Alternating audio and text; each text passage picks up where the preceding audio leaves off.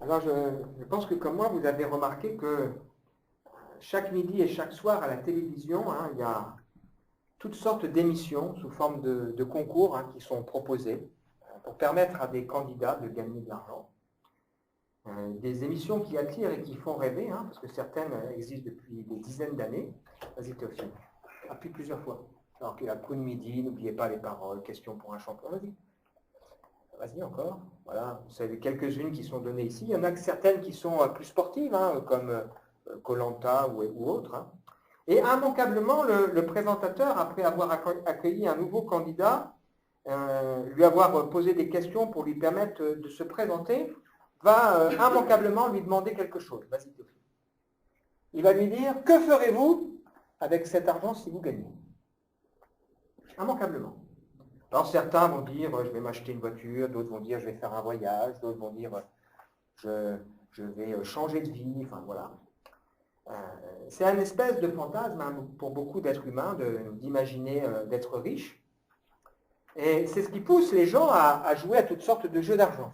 Je lisais en préparant ce message un rapport de l'INSEE. Il paraît qu'un Français sur deux joue au jeu d'argent.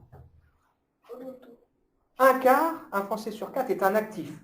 Ça veut dire qu'il joue au moins 52 fois par an, une fois par semaine. Vous vous rendez compte? Un quart des gens. L'investissement moyen que perdent les gens, si on neutralise les gains, c'est 400 € par an. Vous vous rendez compte?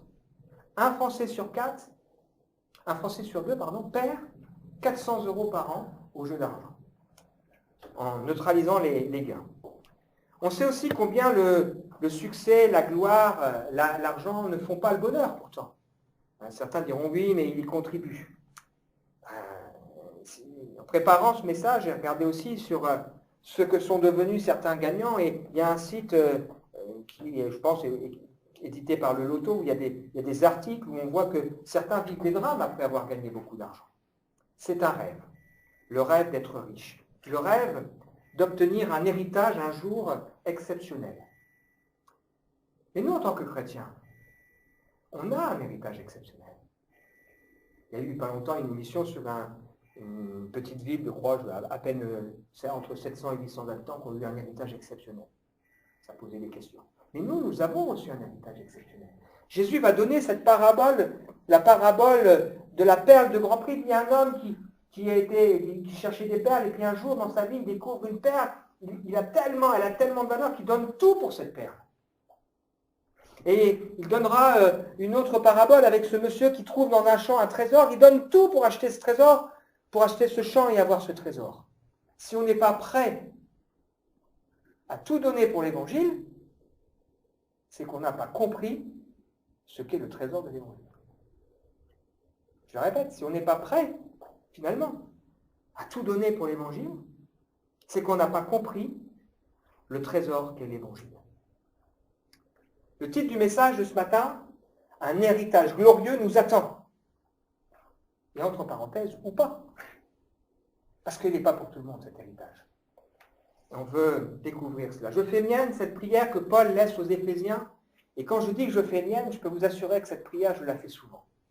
Pour moi, mais aussi pour vous. Que Dieu illumine les yeux de notre cœur. Pour que nous comprenions l'espérance qui s'attache à son appel. Que nous comprenions la richesse de l'héritage glorieux qu'il réserve aux saints. Que nous comprenions qu'elle est envers nous qui croyons l'infinie grandeur de sa puissance, manifestée avec efficacité en Jésus-Christ qu'il a ressuscité d'entre les morts. Ce que nous allons partager, découvrir ce matin, c'est un privilège réservé aux croyants. Aujourd'hui, on voit des gens qui sont dans la rue parce qu'ils ont peur pour leur avenir. Certains diront pour l'avenir de nos enfants, ils se demandent comment on va faire. Nous avons un espoir extraordinaire. Ce que nous allons partager doit profondément nous encourager, éclairer nos cœurs sur ce qu'est vraiment l'évangile, ce qu'est vraiment l'espérance du chrétien. Alors on poursuit notre découverte du dernier repas, ce moment solennel que Jésus passe avec ses disciples, qui a marqué Jean, puisqu'il a beaucoup pris de temps dans son évangile pour en parler, 5 chapitres. Et on a déjà vu ensemble qu'il y a plusieurs parties. On vient de terminer un chapitre dans lequel Jésus a montré sa parfaite lucidité et qui visiblement a ébranlé les 11 disciples. Je dis les 11 parce que le 12e, Judas, vient de partir. Et maintenant, on débute le chapitre 14 où Jésus, pendant 3 chapitres, va consoler ses disciples. Et il va les consoler parce qu'il a quelque chose à leur dire. Vous avez déjà dû consoler quelqu'un? C'est pas facile, hein? Faire rire quelqu'un, distraire quelqu'un, c'est facile. Surprendre, c'est facile. Faire peur, c'est facile. Intimider, éblouir. Mais consoler, c'est difficile. Surtout quand les gens vivent des circonstances qui sont complexes. Ça veut dire qu'à ce moment-là où ils sont dans leur peine, dans leur souffrance, ils ne sont pas réceptifs. Et en général, la première réaction, tu ne comprends pas ce que je vis. Jésus, c'est dans ce cadre-là où il est amené à consoler ses disciples dans un moment où c'est difficile pour eux, parce que comme l'être humain, quand il est accaparé et qu'il a du mal à comprendre, c'est complexe pour lui. Pourquoi je dis que c'est difficile pour les disciples? Jésus vient d'annoncer clairement son départ et sa mort. Vous imaginez les 11 là? Ça fait 3 ans et demi, ils ont tout laissé et se sont même mis à suivre le Seigneur. Et là, il dit, je m'en vais. Wow. Qu'est-ce qu'on devient? Il est en train de dire, il y en a un parmi vous, il va me trahir. Wow. C'est dur à entendre. Il ajoute en disant, Pierre, toi qui crois être fort, tu vas me renier. Et Pierre, il est tellement travaillé qu'il va revenir plusieurs fois à la charge. Mais non, Seigneur, j'ai tout donné pour toi. Moi, je t'aime. Si même tous, il t'a abandonné, moi, je t'abandonne. Pierre, tu vas me trahir. Il annonce aux disciples que le diable a décidé de les cribler comme on crible le froment. C'est ça qu'il vient de leur dire.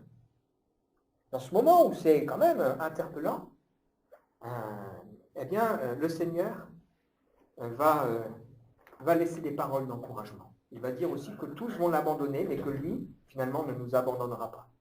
Alors ce matin, relevons la tête. L'évangile, c'est vraiment une nouvelle extraordinaire qu'on va encore découvrir ensemble. On va lire donc ce texte de Jean, chapitre 14. Vas-y. Jésus dit à ses disciples, que votre cœur ne se trouble pas. Croyez en Dieu.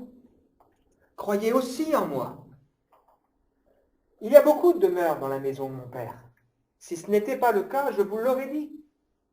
Je vais vous préparer une place. Et puisque je vais vous préparer une place, je reviendrai. Je vous prendrai avec moi, afin que là où je suis, vous y soyez aussi. Vous savez où je vais, et vous en savez le chemin. On va voir à travers ce passage 5 sources de consolation que le Seigneur nous laisse, comme il l'a laissé à ses disciples.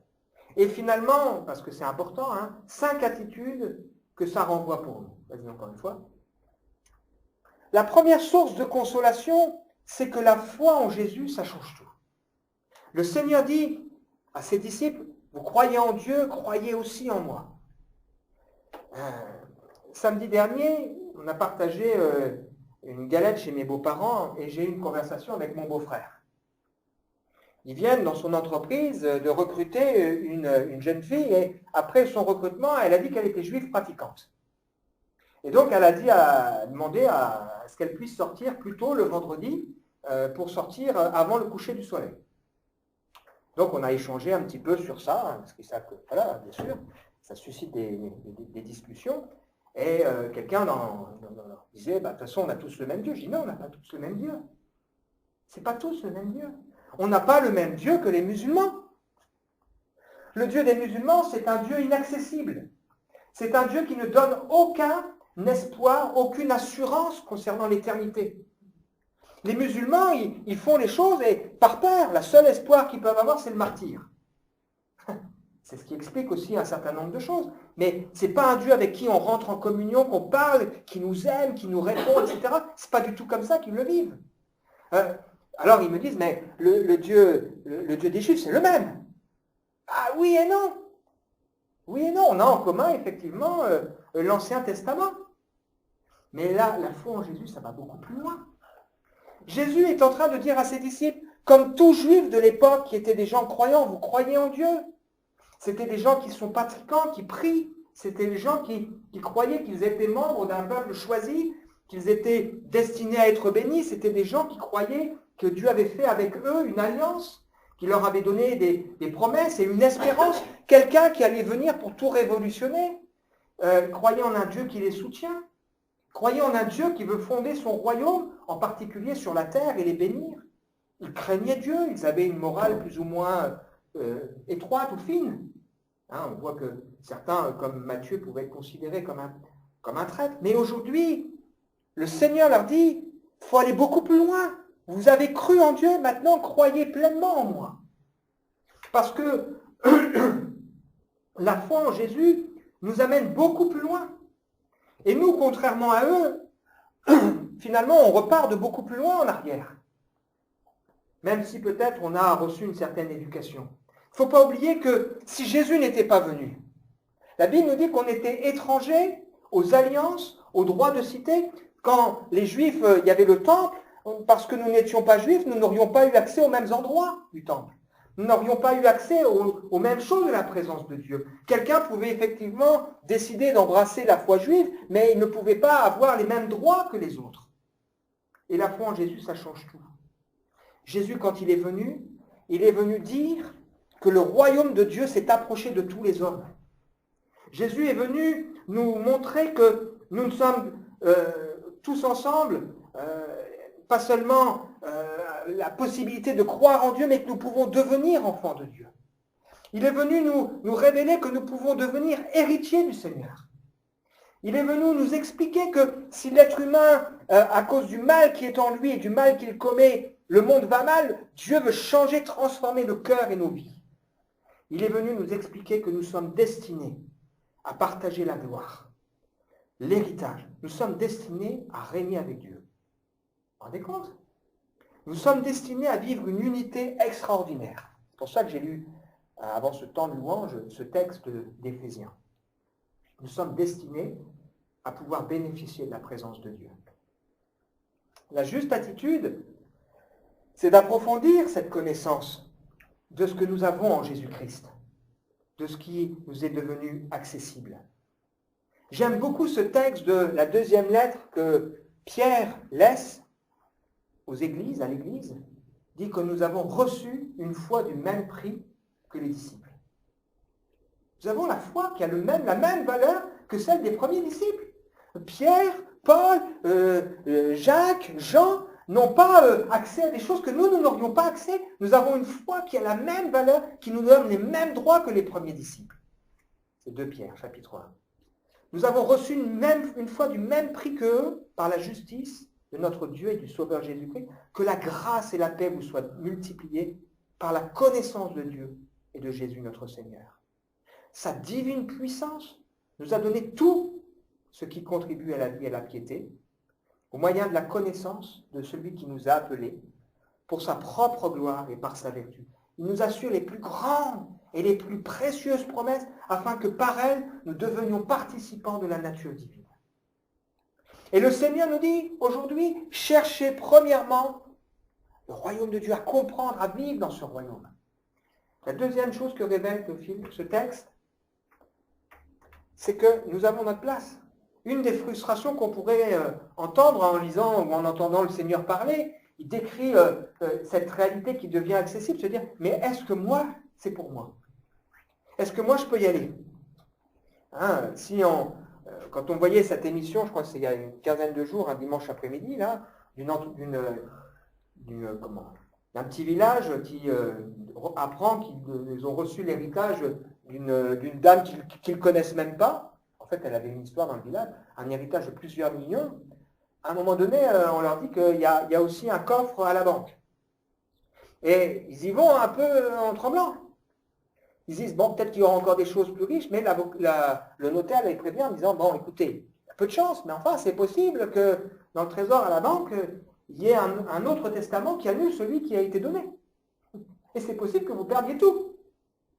Alors, ils étaient un peu tendus. Au fond, il n'a pas annulé le testament et ils ont récupéré quelques objets de valeur en plus. Mais nous avons un héritage qui nous est possible, que personne ne pourra nous prendre. Dieu veut que tous les hommes soient sauvés.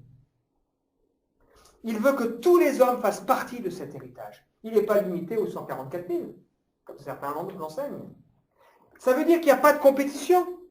Ça veut dire qu'il n'y a pas de rivalité. Ça veut dire qu'il n'y a pas besoin d'être jaloux de son frère ou de sa sœur. Ça veut dire qu'il n'y a pas besoin d'avoir de l'amertume. Ça veut dire qu'il n'y a pas besoin de se dire, mais moi, est-ce que je pourrais trouver ma place? Nous avons notre place. Et le Seigneur ici est en train de parler clairement du salut. Encore faudrait-il savoir sauver de qui ou de quoi. Je le dis souvent. On est sauvé de la colère de Dieu, parce que Dieu est en colère dans ce monde qui n'a pas voulu de lui. Et si le monde va mal, Dieu le sait. Et il est en colère face à l'injustice, face au péché. Nous sommes sauvés aussi de notre vaine manière de vivre, c'est-à-dire d'une manière de vivre qui n'aboutira à rien. Nous sommes sauvés de l'esclavage du péché. Il n'y a aucune addiction que le Seigneur Jésus ne peut délivrer. Je crois ça.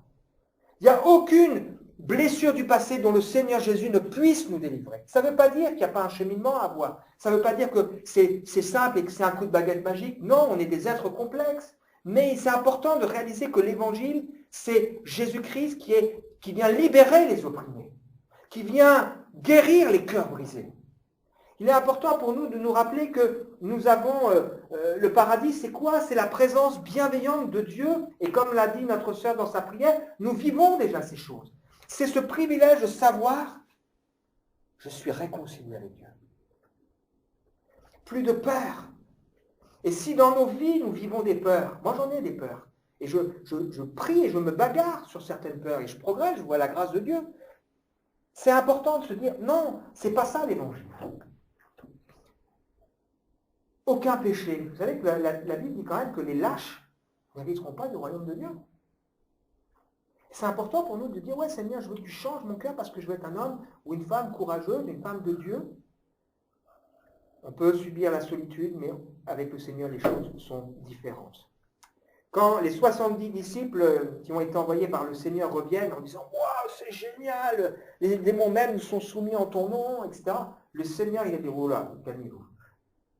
Réjouissez-vous pas de ça, mais réjouissez-vous de ce que votre nom est inscrit dans le livre de vie, dans les cieux. » Il tressaille d'allégresse dans son cœur, il est saisi par ça, et il fait cette prière, Père, je te loue, tu as caché ces choses aux sages et aux intelligents, et tu les as révélées aux petits-enfants. Et il dit, toutes choses m'ont été données par mon Père, personne ne connaît qui est le Père si ce n'est le Fils, et celui à qui le Fils veut le révéler. Il se tourne vers les disciples et il dit, heureux les yeux qui voient ce que vous voyez. Beaucoup de gens ont désiré voir ce que vous voyez, mais heureux êtes-vous de voir et d'entendre ce que vous êtes en train d'entendre et de découvrir. Si on comprend ce que la foi en Jésus ouvre comme perspective, eh bien ça change tout. Le Seigneur nous dit qu'on est déclaré juste devant lui. Il nous dit que le trône de Dieu devient un trône propice pour nous. Il nous dit aussi que nous sommes destinés à la gloire. Ça en fait partie. Celui qui l'a appelé, il l'a aussi justifié. Celui qui l'a justifié, l'a aussi glorifié. C'est-à-dire destiné à la gloire de Dieu. Et qu'est-ce qu'on doit avoir comme attitude? On doit prendre notre place dès maintenant.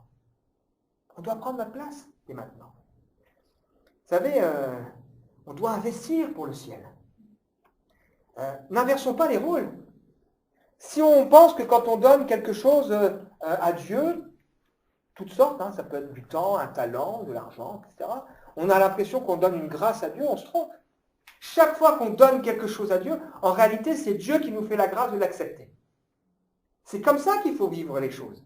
C'est Dieu qui nous fait la grâce de nous rendre utiles entre ses mains.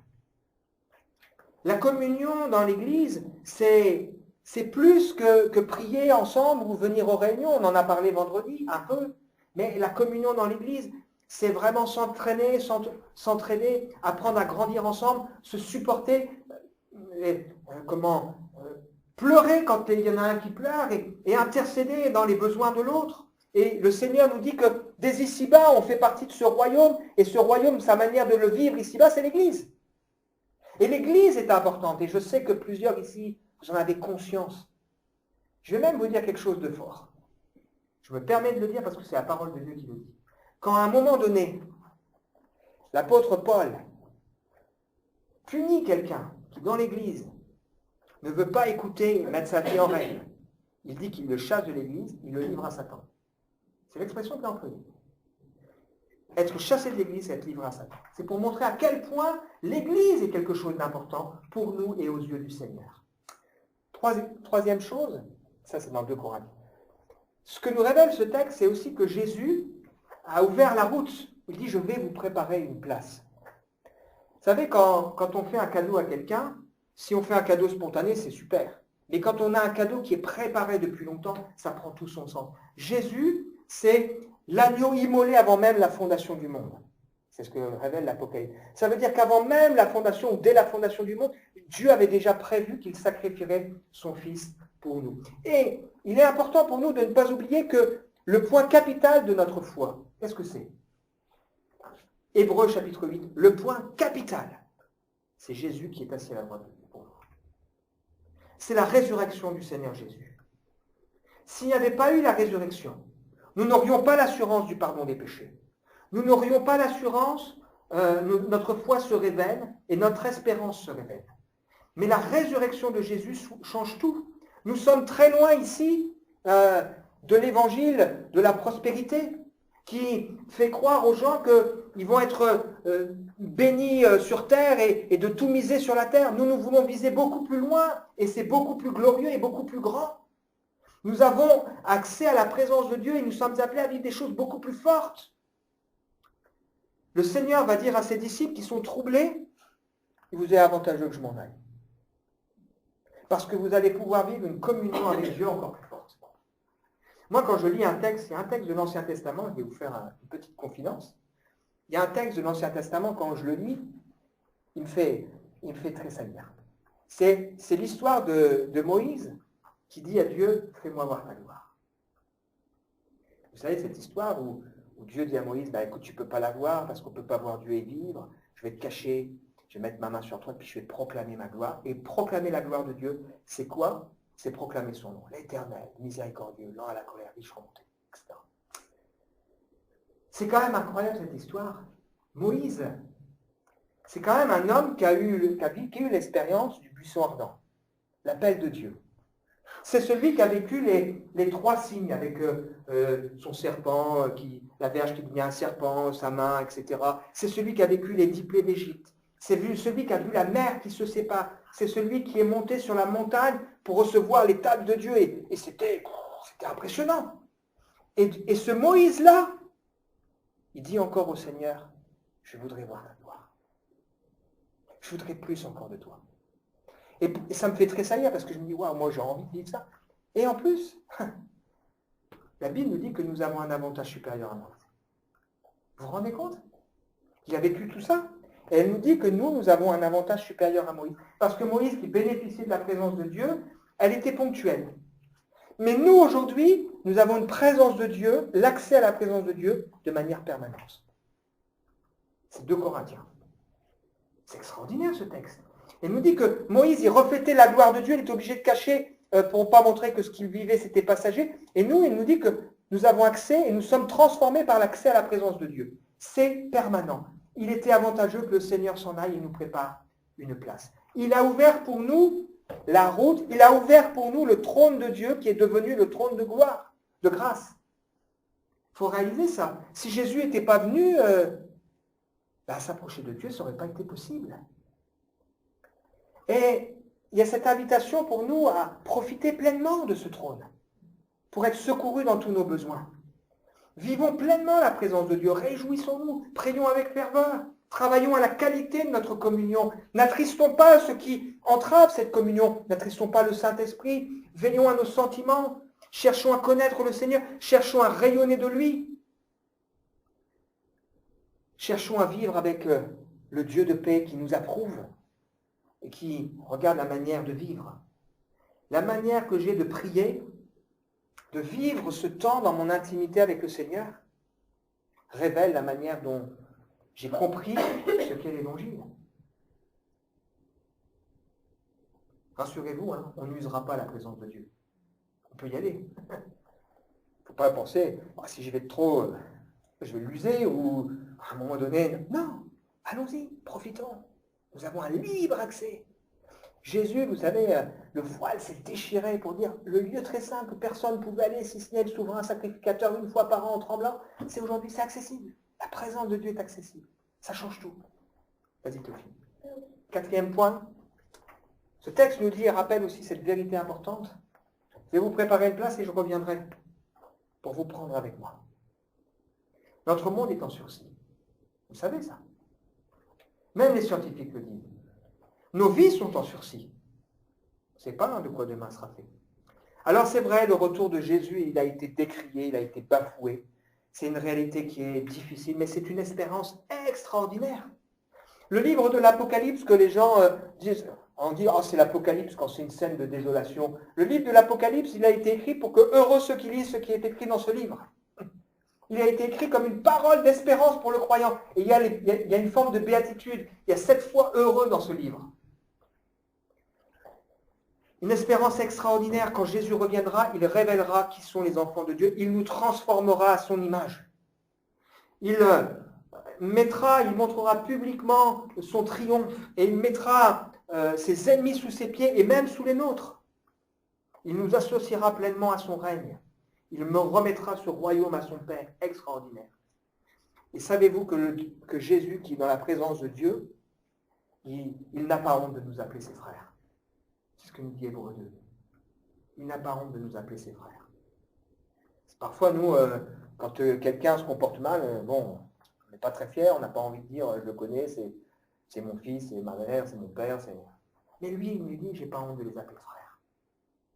Parce qu'il nous aime, parce qu'il a tout accompli. Et chaque fois que nous prenons la scène, on va la prendre tout à l'heure, nous annonçons sa mort jusqu'à ce qu'il vienne. Si nous croyons à cette réalité, soyons prêts. Préparons-nous et hâtons ce retour. Même quand on prie le Notre Père que ton règne vienne, on annonce et on prie, Seigneur, on veut ça. Et on sait que c'est un soupir, comme on le trouve dans le livre de l'Apocalypse.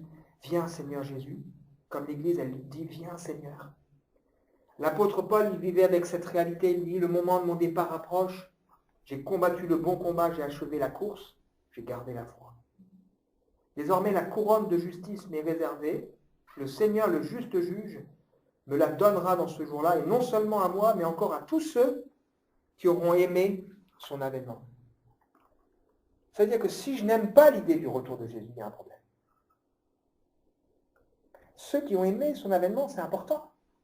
Et le but pour nous, c'est pas, on n'aime pas l'avènement du Seigneur dans le désir de partir. Parfois, on vit des drames, des difficultés, on est vivement que je parte. Je serai tranquille. Mais on le vit dans le désir d'arriver. C'est différent. Ce que je dis aussi à cette dame âgée que je visite, je lui dis, mais tu sais, ce qui est important, c'est pas de partir. Tu es pressé, t'en as marre, tu subis la vie. Mais ce qui est important, c'est d'arriver. C'est de savoir où tu vas et de vivre avec cette joie, d'avoir cette assurance. Soyons prêts. Et la Bible nous dit qu'on peut même hâter ce retour en continuant de rendre témoignage et d'être là comme des instruments disponibles pour que ceux que le Seigneur sait qui se tourneront vers lui puissent découvrir l'Évangile. Dernier point. Ce texte nous dit, vous connaissez le chemin, vous savez où je vais, vous en savez le chemin. Alors là, ça va s'ouvrir une grosse discussion qu'on verra dans la suite.